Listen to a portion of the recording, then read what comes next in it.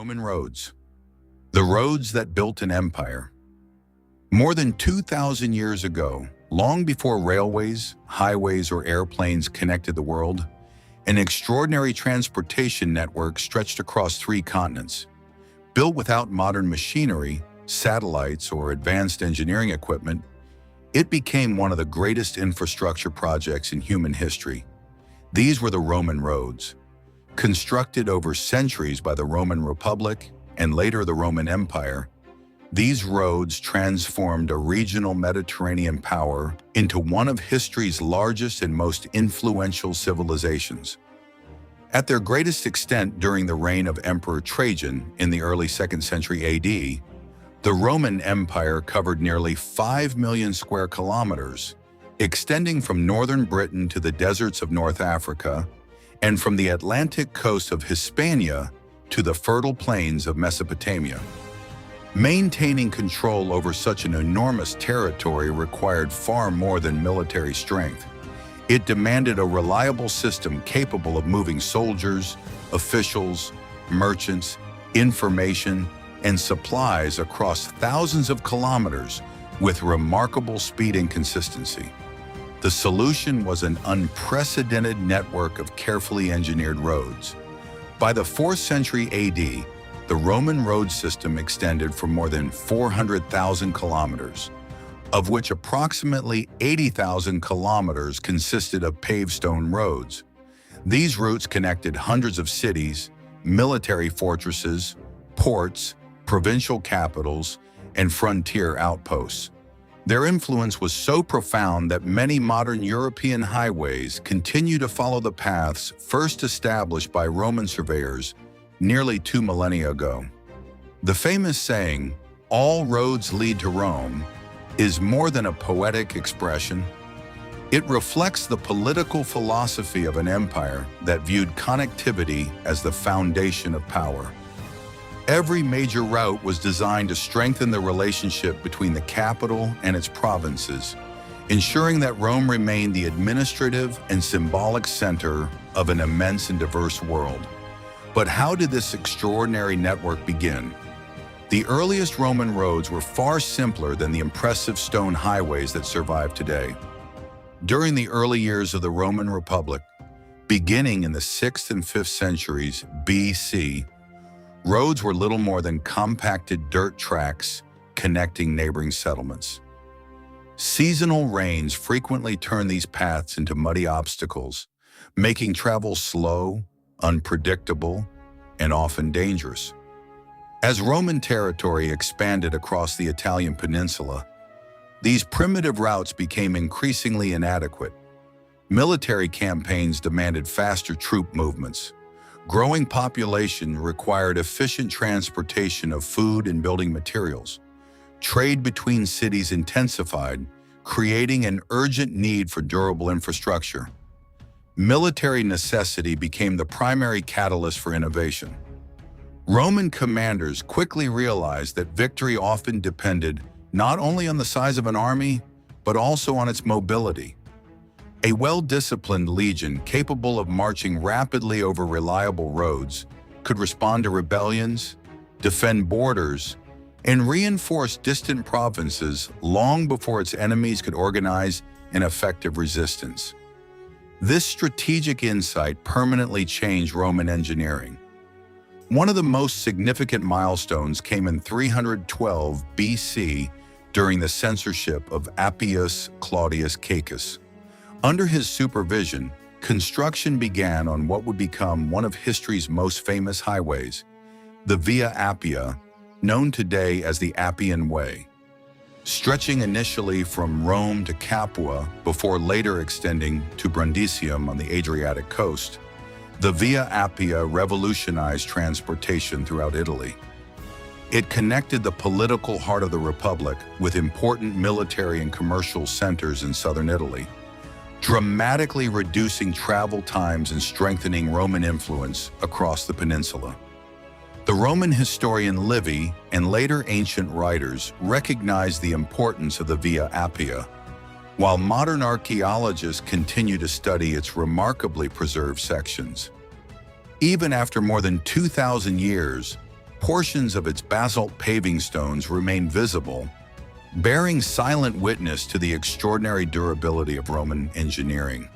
The success of the Via Appia inspired an ambitious expansion program unlike anything the ancient world had previously witnessed. New roads radiated outward from Rome in every direction.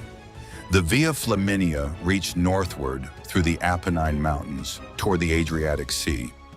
The Via Aurelia followed the western coastline.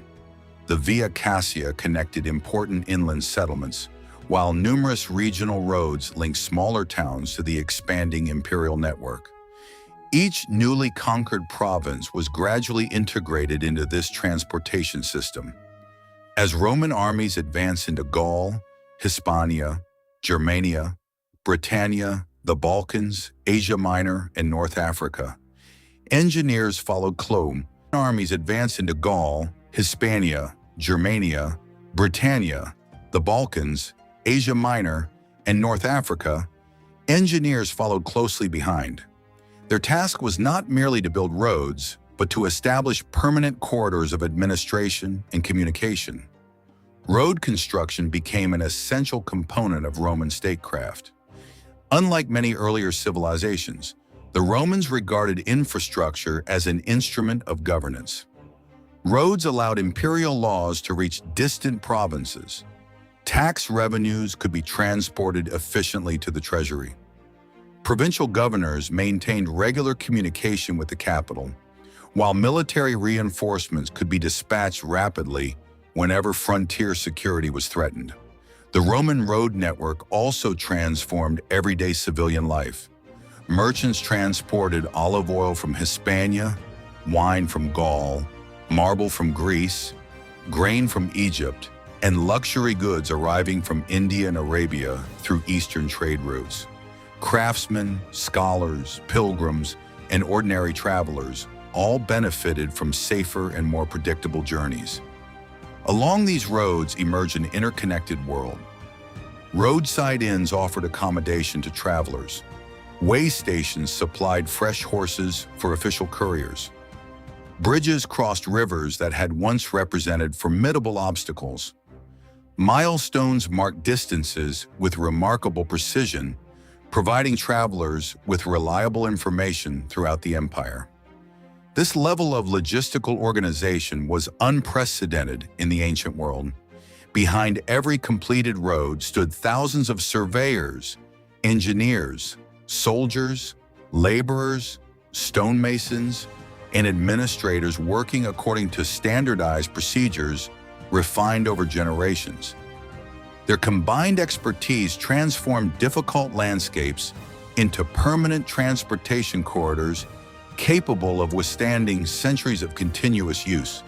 Perhaps the greatest achievement of the Roman road system was not simply its physical scale, but its remarkable consistency. Whether traveling through the forests of Britain, the mountains of Anatolia, the plains of Gaul, or the deserts of North Africa, a traveler encountered familiar engineering principles, standardized measurements, and carefully maintained routes. The roads themselves became symbols of Roman order. Yet constructing such durable highways required knowledge far beyond simply laying stones on the ground. Roman engineers developed sophisticated surveying methods, advanced drainage systems, carefully layered foundations, and construction techniques that continue to influence civil engineering today. How did Roman builders create roads capable of surviving for more than 2,000 years? The answer lies beneath the surface, hidden within the remarkable engineering methods that made Roman roads one of humanity's greatest technological achievements. In the next chapter, we will explore the extraordinary science behind Roman road construction. From surveying and route planning to foundations, paving techniques, bridges, drainage systems, and the engineering innovations that allowed an ancient empire to build roads that still endure in the modern world. Engineering the roads that defied time. The enduring strength of the Roman road network was no accident. It was the result of careful planning, standardized engineering, and centuries of accumulated knowledge.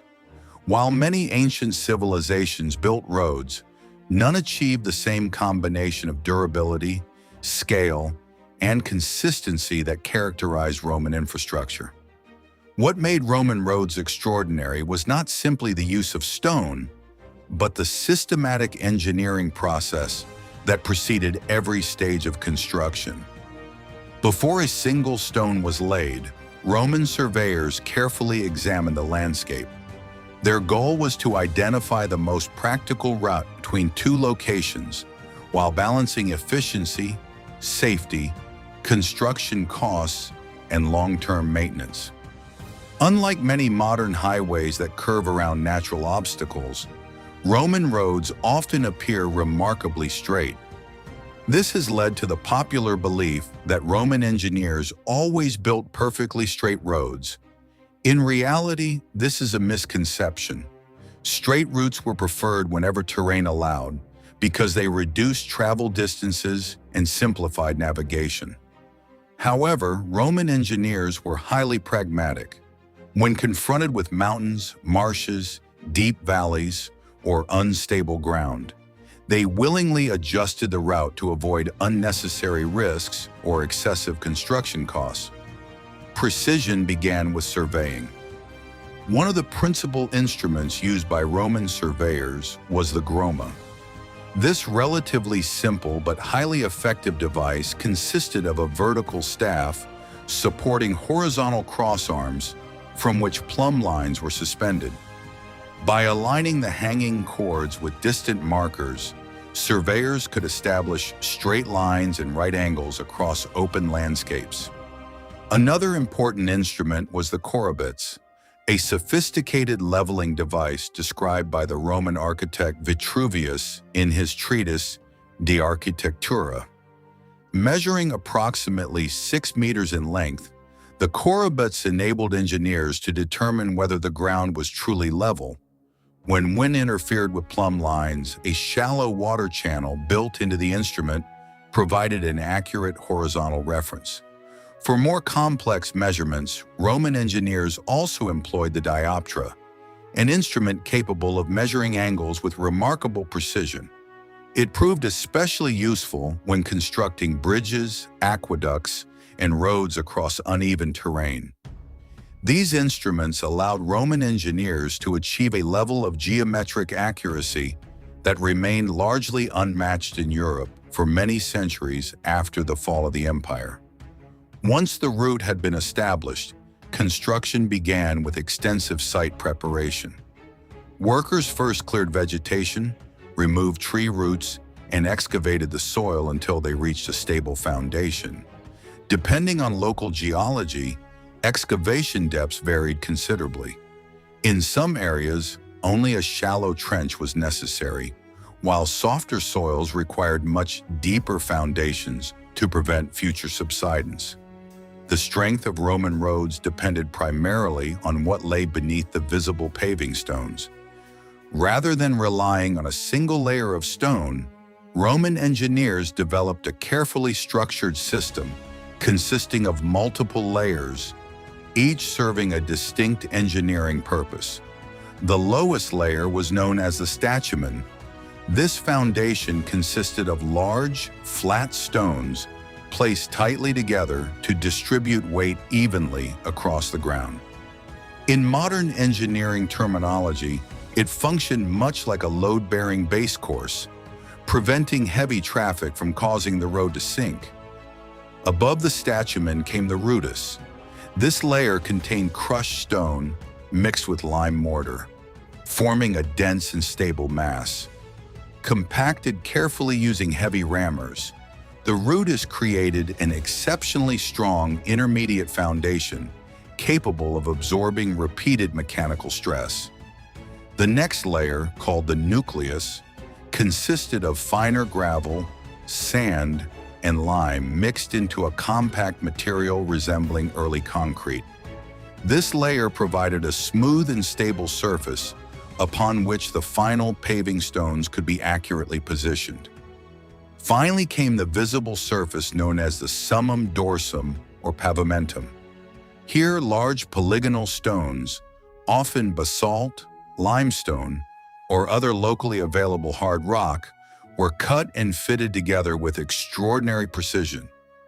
Contrary to popular belief, Roman roads were not held together primarily by mortar between the paving stones. Instead, the stones were carefully shaped so that they locked tightly together through their own weight and geometry. This method offered several important advantages. If one stone became damaged, it could be removed and replaced without dismantling the surrounding road. Furthermore, the tightly fitted joints allowed the pavement to respond to slight ground movements while maintaining overall structural stability. Another remarkable innovation was drainage. Modern civil engineers recognize water as one of the greatest threats to any road. Roman engine, the great highways of the Roman Empire. By the 2nd century AD, the Roman Empire possessed the most sophisticated transportation network the ancient world had ever known. More than 400,000 kilometers of roads connected nearly every province under Roman control, linking hundreds of cities, military forts, ports, mining districts, agricultural regions, and frontier settlements. These roads were not random paths across the landscape. They formed a carefully organized system designed to integrate an empire that stretched across Europe, North Africa, and Western Asia. Every major road served a strategic purpose. Some connected military frontiers to the imperial capital. Others linked prosperous agricultural regions to important ports. Several became commercial arteries through which merchants transported goods from one side of the Mediterranean to the other. Together, they created one of history's first truly international transportation networks. Among all Roman highways, none was more famous than the Via Appia. Known to later generations as the Queen of Roads, the Via Appia represented the beginning of Rome's engineering revolution. Construction began in 312 BC under the supervision of Appius Claudius Caecus during a period of military conflict with the Samnites in southern Italy. Originally extending from Rome to Capua, the road was later expanded to Brundisium, today's Brindisi, located on the Adriatic coast. The importance of Brundisium cannot be overstated. It served as Rome's principal gateway to the eastern Mediterranean. From here, ships sailed toward Greece, Asia Minor, Egypt, and the Levant. Officials, soldiers, merchants, diplomats, and travelers all relied upon the Via Appia before continuing their journeys across the sea. Today, portions of the original basalt pavement remain remarkably well preserved, offering archaeologists valuable insight into Roman construction techniques. Another vital highway was the Via Flaminia. Completed around 220 BC, it connected Rome with Ariminum, modern Rimini, on the Adriatic coast. Unlike the Via Appia, which extended southward, the Via Flaminia opened northern Italy to Roman influence. Crossing the rugged Apennine Mountains required extensive engineering. Bridges, retaining walls, tunnels, and carefully graded mountain passes allowed travelers to move efficiently through terrain that had once been considered a major natural barrier. For Roman armies defending northern Italy against Celtic tribes and later Germanic invasions, the Via Flaminia became indispensable. Running northwest from Rome along the Tyrrhenian coastline was the Via Aurelia. Initially constructed during the 3rd century BC, this route connected numerous coastal settlements before eventually extending into southern Gaul. The Via Aurelia facilitated maritime trade by linking ports with inland markets. Wine from Italy, olive oil from Hispania, marble from Carrara, ceramics from southern Gaul, and countless other products moved efficiently along this coastal highway. Nearby, the Via Cassia provided an inland alternative. Passing through fertile agricultural districts and prosperous Etruscan cities, the Via Cassia became one of central Italy's most heavily traveled roads. Many modern highways in Tuscany still follow portions of its original alignment, demonstrating the remarkable accuracy of Roman route planning. As Roman territory expanded northward, another important highway emerged, the Via Aemilia, constructed in 187 BC by the consul Marcus Aemilius Lepidus, crossed the fertile Po Valley from Ariminum to Placentia. This road transformed northern Italy. New colonies developed along its route. Agricultural production increased dramatically. Trade flourished. Even today, the Italian region of Emilia-Romagna derives its name directly from this ancient Roman road. Beyond Italy itself, Roman engineers extended their transportation network into newly conquered provinces.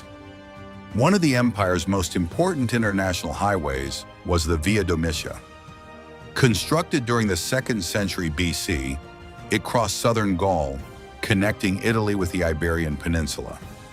For centuries, armies marching toward Hispania relied upon the Via Domitia. Merchants transporting silver, copper, olive oil, wine, and textiles also benefited from this carefully engineered route. Many towns established along the Via Domitia eventually developed into thriving medieval and modern cities. Perhaps the most remarkable road outside Italy was the Via Egnatia. Beginning near the Adriatic coast in present-day Albania, the road crossed the Balkan Peninsula before reaching Byzantium, later known as Constantinople. Constructed during the 2nd century BC, the Via Egnatia became Rome's principal eastern highway. Travelers arriving by ship from Italy could continue overland across Macedonia and Thrace without interruption. For merchants trading with Greece, Asia Minor, and eventually the Near East, the road served as a vital commercial corridor. Centuries later, Byzantine emperors, crusaders, and Ottoman armies continued using substantial portions of the same route. Its strategic importance endured for more than 1,500 years. Across the western provinces, another remarkable highway stretched through Hispania. The Via Augusta became the longest Roman road on the Iberian Peninsula, extending more than 1,500 kilometers along the Mediterranean coast, beginning near the Pyrenees and continuing southward toward Cadiz. It connected numerous Roman colonies including Tarraco, Valentia, and Corduba. Along this highway traveled olive oil, grain, wine, metals, and countless manufactured goods destined for markets throughout the empire. The prosperity of Roman Spain depended heavily upon this transportation corridor. Far to the north lay one of Rome's most distant provinces, Britannia. Conquered beginning in AD 43 under Emperor Claudius, Britain required an entirely new transportation network.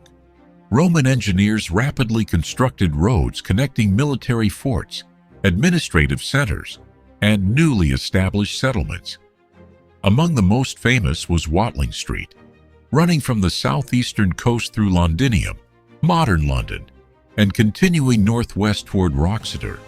The road became Britain's principal military highway. Roman legions marched along Watling Street during campaigns against Celtic tribes, while merchants transported agricultural products, pottery, metals, and imported luxury goods between Britain's growing towns. Many sections of modern British roads continue to follow Roman alignments established nearly 2,000 years ago. The Roman transportation network also transformed North Africa. Following the destruction of Carthage and the establishment of Roman provinces across modern Tunisia, Algeria, and Libya, engineers constructed extensive highways linking fertile agricultural districts with Mediterranean ports. North Africa became one of the empire's greatest suppliers of grain and olive oil. Without reliable roads, transporting these essential commodities would have been impossible. Convoys of carts regularly carried agricultural produce toward ports, where enormous merchant ships transported supplies across the Mediterranean to feed the population of Rome itself.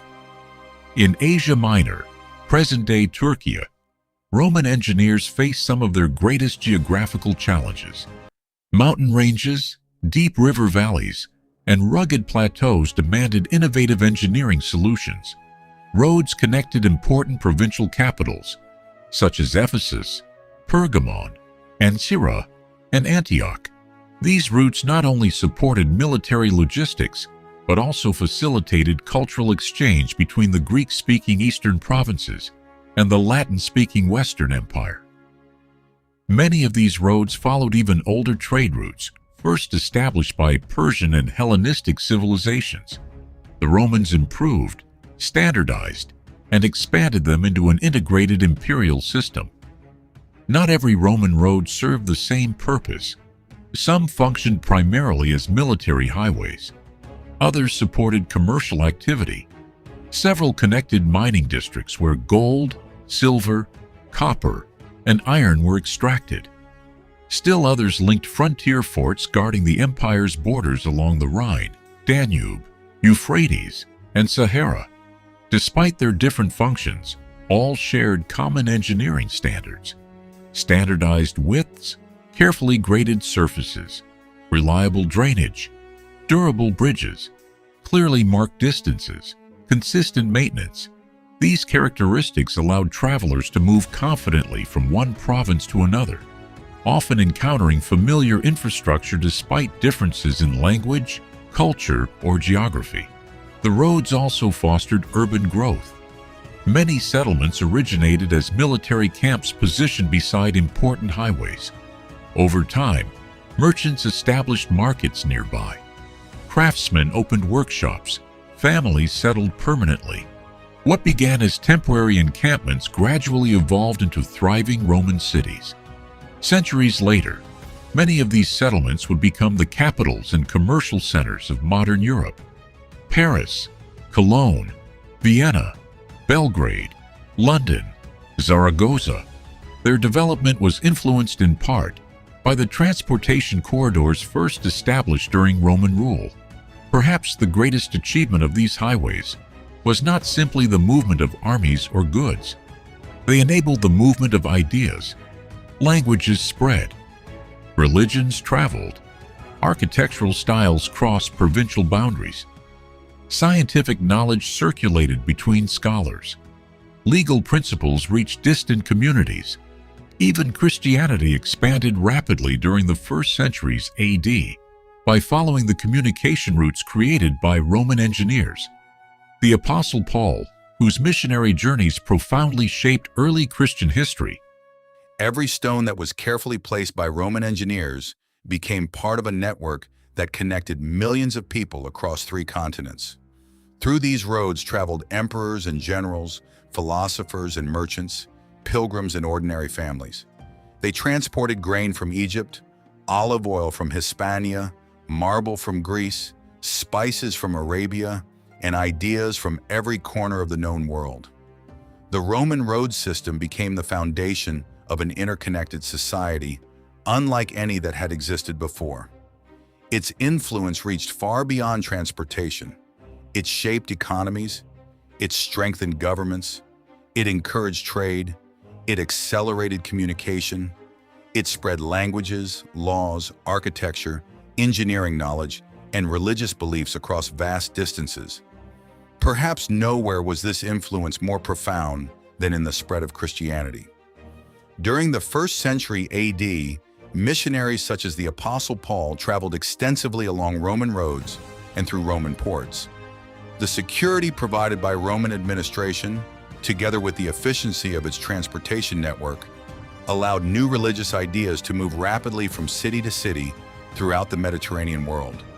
The roads that had originally been built to strengthen imperial authority ultimately became the pathways through which one of the world's largest religions expanded. This remarkable irony illustrates how infrastructure can shape history in unexpected ways. Yet no empire lasts forever. Beginning in the 3rd century AD, the Roman Empire entered a prolonged period of political instability. Civil wars, economic crises, epidemics, and repeated invasions placed increasing pressure upon the imperial administration. As government resources declined, road maintenance gradually became more difficult. Bridges were no longer repaired as regularly. drainage system.